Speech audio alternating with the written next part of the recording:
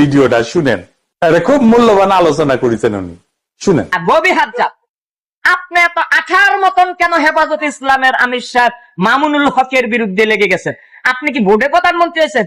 আমাদের বড় ভাই তারেক রহমান জানে আপনি ভোটে পাশ করেন নাই। ভোটে পাশ করছে হেফাজত ইসলামের আমির সাহেব, সাবেক আমির সাহেব মামুনুল হক।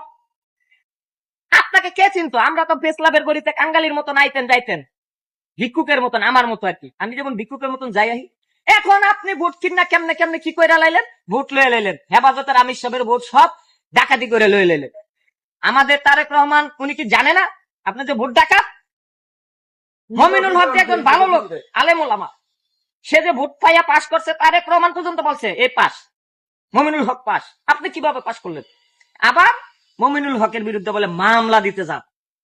আমি বলি আপনাকে আমি এখনো সম্মান করি, আমাকে বড় ভাই, ব্যারিস্টার মানুষ, ব্যারিস্টার ববি হাজ্জাব জাকমুকিল মানুষ, সম্মান করি। আপনি পার্লামেন্টে এমপি হয়েছেন, মন্ত্রী হন, অসুবিধা নাই, কিন্তু সাবধানে কথাবার্তা বলবেন। আরেকজনের পায়ে পাড়া